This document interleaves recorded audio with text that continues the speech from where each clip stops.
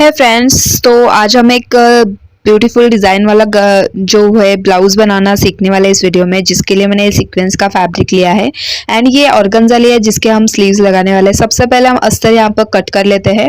तो अस्तर को जो है मैं इस तरह से फोल्ड करके मैंने इस तरह से ले लिया है, ठीक है, यानी कि लाइनिंग का फैब्रिक। अब हम इस पे कटिंग करेंगे, देन हम मेन फैब्रिक जो है वो कट करेंगे, ठीक है। तो सबसे पहले हमने इसको फोल्ड कर दिया है। इसकी हाइट लेंगे हम, यहाँ पर हाइट में ले रही हूँ यहाँ पर 14.5 इंच, ठीक है, मतलब कि 15 इंच तक आप इसकी हाइट ले सकते हो। तो 15 इंच मैंने हाइट ली है, ऑलमोस्ट 1 इंच कम हो जाएगा।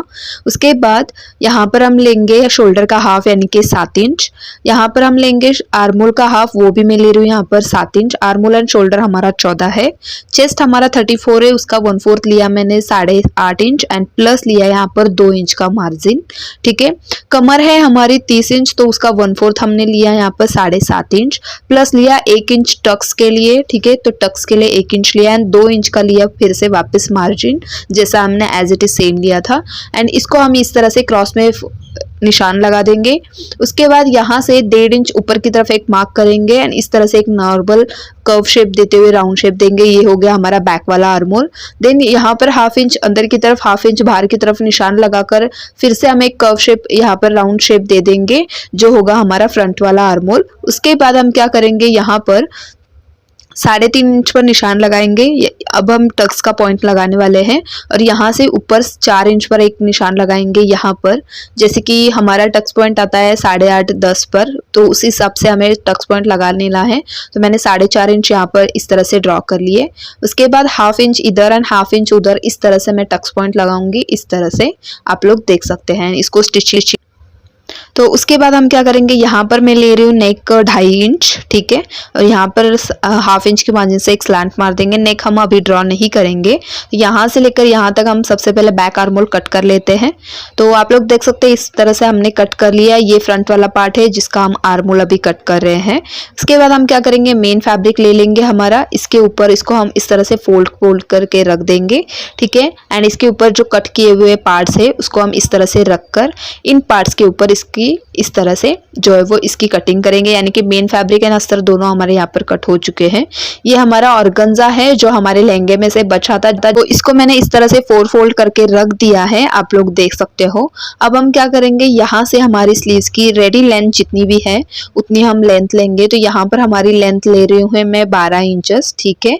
उसके बाद हम क्या करेंगे, यहाँ पर हमारे आर्मोल का हाफ लेंगे, मैं ले रही हूँ यहाँ पर 7 इंच, ठीक है, और हम ले रहे हैं यहाँ पर 3 इंच एक्स्ट्रा, क्योंकि ये बलून स्लीव्स आने वाली है इसलिए। यहाँ पर हम लेंगे इसका ओपन स्लीव्स का ओपन 5 इंच एंड प्लस लेंगे 2 इंच का मार्जिन, ठीक है। उसके बाद हम क्या करेंगे, यहाँ से ये निशान यहाँ पर लाइन मार देंगे। यहाँ से नीचे 2.5 इंच पर एक निशान लगेगा एंड यहाँ से नीचे 2 इंच पर एक और निशान लगेगा, इस तरह से। एंड जैसे हमारे स्लीव्स का कर्व शेप रहता है वैसा शेप हम यहाँ पर दे देंगे, ठीक है। एंड इसी शेप के अकॉर्डिंगली अब हम इसकी कटिंग करेंगे। ये जो एक्स्ट्रा दिख रहा है यहाँ पर बलून आएगा एंड ये एडजस्ट होकर स्लीव्स में लगने वाला है। तो इस तरह से हमने कट कर लिया है। अब हम करेंगे स्टिचिंग। तो सबसे पहले हमने क्या कर लिया है, यहाँ पर टक्स लगाकर फ्रंट पार्ट को चारों साइड से अस्तर में अटैच कर लिया है, ठीक है। एंड इसी तरह से हमने बैक वाला पार्ट भी टक्स मारकर अटैच कर लिया है। ये हमने जो है वो नेक बनाया है, वी नेक बनाने वाले हम, फ्रंट और बैक में दोनों तरफ वी नेक देने वाले हैं। अब हम क्या करेंगे, फ्रंट पार्ट में इस तरह से वी नेक रखेंगे ये वो कैनवास को, एंड इसके अंदर की साइड में मार्जिन के ऊपर सिलाई लगा देंगे इस तरह से। एंड ये मार्जिन जो है वो एक्स्ट्रा का कट कर लेंगे, आप लोग देख सकते हैं। एंड इस पट्टी को इसके ऊपर इस तरह से एक अच्छी तरह से स्टिच लगाकर, प्रेशर स्टिच बोलते हैं इसको, ये स्टिच लगाने के बाद इसको अंदर की तरफ फोल्ड कर देंगे। तो ये इस तरह से ऊपर से भी हम एक सिलाई लगा देंगे, बाद में सिलाई खोलकर उसकी हेमिंग होगी यानी कि तुरपाई होगी। अब हम दोनों पार्ट्स को इस तरह से रेडी करने के बाद शोल्डर के ऊपर 1/2 इंच के मार्जिन से इस तरह से सिलाई लगा रहे हैं ताकि ये हमारे शोल्डर जो है वो यहाँ पर अटैच हो जाए। तो आप लोग देख सकते हैं एक हमने लगा दिया एंड सेकेंड वाला जो है वो भी हम इस तरह से इसके ऊपर एक के ऊपर एक रखेंगे दोनों पार्ट्स को। एंड यहाँ पर हम क्या करेंगे, इस तरह से सिलाई लगा देंगे। देन ये दोनों भी शोल्डर हमारे यहाँ पर जॉइंट हो चुके हैं। मैं एक पार्ट की सिलाई बता रही हूँ, दूसरे पार्ट की ऑटोमेटिक आपको समझ के कर लेनी है। स्लीव्स हमने यहाँ पर रेडी कर लिया है, नीचे भी हमने चुनट डाल दी, ऊपर की तरफ भी चुनट डाल दी है। एंड ये 2 इंच की ब्रॉड पट्टी जो ब्लाउज का फैब्रिक है, वही फैब्रिक हमने नीचे बेल्ट के हिसाब से लगा दिया है। शोल्डर हमारे जॉइंट हो चुके हैं, अब हम लगाएंगे स्लीव्स। तो स्लीव्स को सबसे पहले तो आपको सेंटर कर लेना है इस तरह से। सेंटर करने के बाद एक साइड से लेके दूसरे साइड तक हम स्टिच लगाते हुए आएंगे इस तरह से, जैसे कि आप लोग देख सकते हैं यहाँ पर। सबसे पहले हम क्या करेंगे, यहाँ पर इस तरह से बलून लगाएंगे, मतलब कि थोड़े बहुत प्लीट्स डालेंगे यहाँ पर एडजस्ट करते हुए। इसको हम इस तरह से प्लीट्स में एडजस्ट करेंगे इसको, एंड दोनों साइड में स्टिच लगाकर इस तरह से जो है वो स्लीव्स यहाँ पर अटैच कर लेंगे। यानी कि आप लोग देख सकते हैं मैं यहाँ पर प्लीट्स डाल रही हूँ ताकि वो ऐसे फुला हुआ दिखे।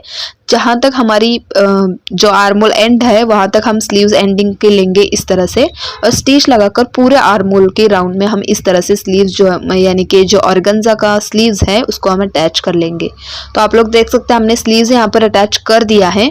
अब हम क्या करने वाले हैं, यहाँ पर इसके साइड से इसकी फिटिंग कर देंगे। एक साइड पे हम यहाँ पर चेन लगाने वाले हैं, दूसरी साइड हम इसकी फिटिंग कर देंगे। तो यहाँ पर सबसे पहले तो मैं एक साइड में स्टिच लगा रही हूँ इस तरह से, ताकि ये ऑर्गेन्जा जो है वो बॉडी को चुभे ना, या फिर आप उसको ओवरलॉक भी कर सकते हो। देन उसके बाद हम क्या करेंगे, यहाँ से लेकर इसकी फिटिंग कर देंगे। जितना हमारा बॉडी का शेप है, मेजरमेंट है, उस अकॉर्डिंगली आपको इसकी फिटिंग कर देनी है।